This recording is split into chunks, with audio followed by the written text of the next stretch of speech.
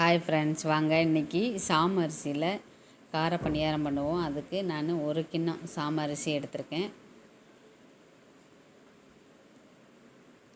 அதே கிண்ண அளவு புழுங்கல் அரிசி இல்லைன்னா இட்லி அரிசி எதுனாலும் சேர்த்துக்கோங்க. நான் இன்றைக்கி புழுங்கல் அரிசி சேர்த்துக்கிறேன்.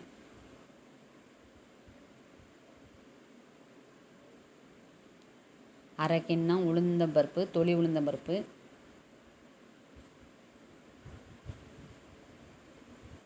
கால் ஸ்பூன் வெந்தயம்.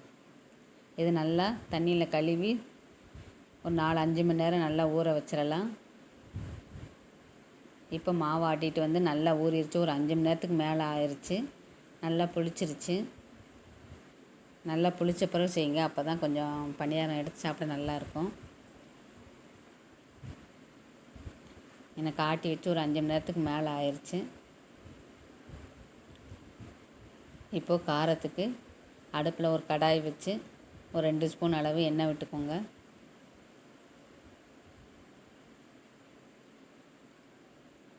அரை ஸ்பூன் கடுகு உளுந்தம்பருப்பு,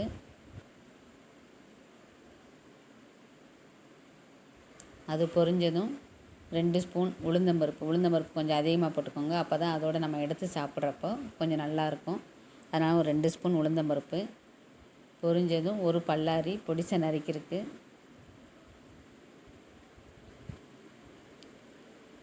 ஒரு பச்சை மிளகாய்,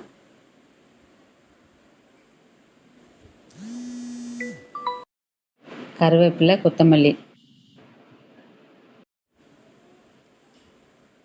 இதை நல்லா வதக்கிடுவோம்.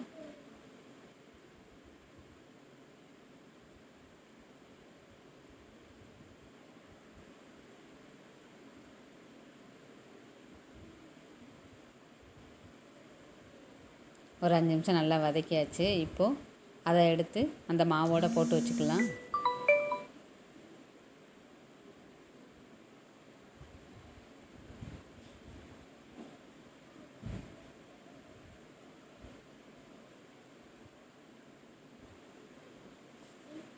அதுக்கு தேவையான உப்பு போட்டு நல்லா கிளறி விட்டுக்கிடுவோம். இப்போது அடுப்பில் பணியாரக்கல்லை வச்சு ஆயில் ஊற்றிக்கிடுவோம்.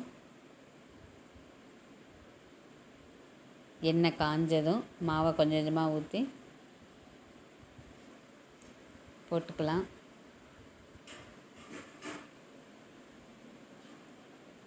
அஞ்சு நிமிஷம் ஆயிடுச்சு. நல்லா ஒரு சைடு வெந்துருச்சு. இப்போ திருப்பி விட்டுக்கிடுவோம்.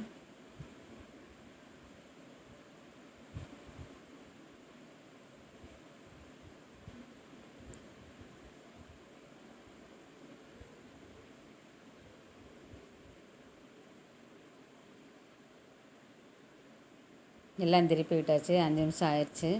இப்போ எடுத்து விட்டுக்கலாம். சூப்பராக இருக்கும். இதே மாதிரி நீங்களும் ட்ரை பண்ணி பாருங்கள்.